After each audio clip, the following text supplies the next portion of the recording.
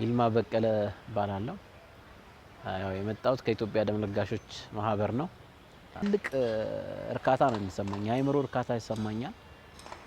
እኔ ወደዚህ እንድደርስ የሚያደርገኝ ከዚህም በፊት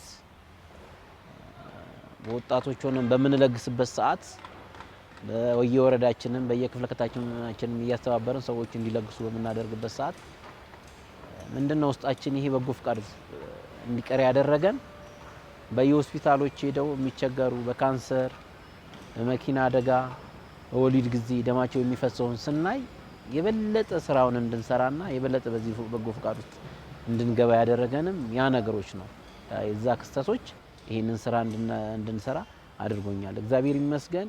እኔንም ተከትለው ቤተሰቦቼም የዚህ ደም ልገሳን ተቀላቅለው እየለገሱ ይገኛሉ። ባለቤቴም እኔም በዚህ ደም ልገሳ ውስጥ እሷም ትለግሳለች፣ እኔም እለግሳለሁ። አሁን ላይ እንግዲህ ይኸው እዚህ ላይ ደርሰናል። እግዚአብሔር ይመስገን።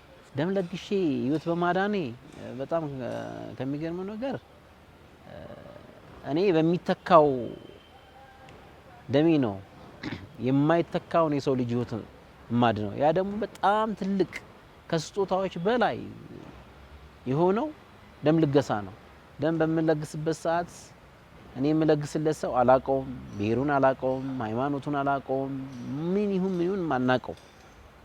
ግን ለማታቀው ሰው ደግሞ ደምን ሰጥተህ ከአንድ ህይወት ስታድን ከምንም በላይ በገንዘብ የማታገኘውን ነገር በገንዘብ አድርገህ የማትረካውን ነገር በደምህ ስትለግስ ይሄ ደግሞ ለኔ በጣም ትልቁ እርካታዬ ነው።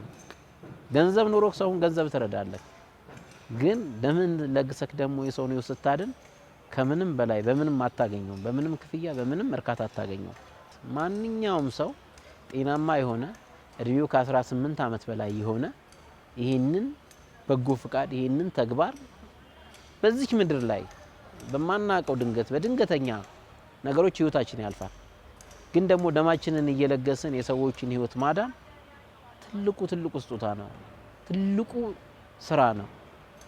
ይሄ ደም ልገሳ እምነትን አይፈልግም፣ ሃይማኖትን፣ ብሄርን፣ ሌሎች ዘሮች የፈለከውን ነገር ሁን።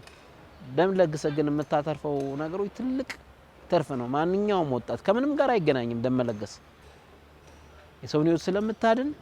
ስለዚህ ሁሉም ወጣቶች ጤናማ የሆነ ወጣት በየሶስት ወሩ እየለገሰ በሚተካው ደሙ የሰውን የማይተካውን የሰው ልጅ ህይወት ማዳን ትልቅ ነውና ይሄንን ተግባር ሁላችሁም እየተቀላቀላችሁ በየሶስት ወሩ መታችሁ ደማችሁን ለግሱ ነው የምለው።